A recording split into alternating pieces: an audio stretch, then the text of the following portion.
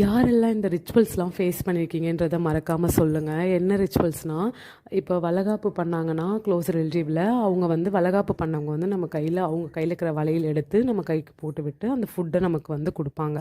So அந்த மாதிரி பண்ணாங்கன்னா நமக்கு குழந்த பிறக்கும் அப்படின்றது ஒரு ஹோப், அந்த நம்பிக்கை இருக்குது. அந்த மாதிரி யாராவது இறந்துட்டாங்கன்னா அவங்க கருமாதி பண்ணுறப்போ அந்த கலசம் வச்சு படைப்பாங்க. ஸோ அந்த கலசத்தை வந்து நம்ம வாங்கிக்கிட்டால் அது வந்து அவங்களே வந்து நமக்கு குழந்தையாக பிறப்பாங்க அப்படின்றத சொல்லியிருக்காங்க.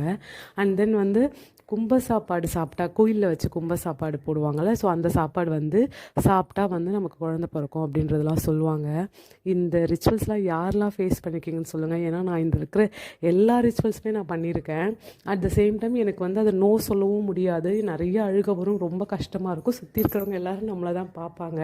பட் நான் அதெல்லாம் அசந்ததே கிடையாது. எனக்கு குழந்த வந்தால் போதும் அப்படின்ற அந்த ஒரு நம்பிக்கையில் தான் இருக்கிற எல்லா ரிச்சுவல்ஸும் பண்ணியிருக்கேன். இது தப்பாக கரெக்டான்றது எனக்கு தெரியல. பட் அந்த டைமில் அந்த பொண்ணுக்கு அது எவ்வளோ கஷ்டமாக இருக்குன்றது நான் ஃபேஸ் பண்ணியிருக்கேன். நீங்களும் ஃபேஸ் பண்ணியிருந்தா மறக்காமல் கமெண்ட் பண்ணுங்கள்.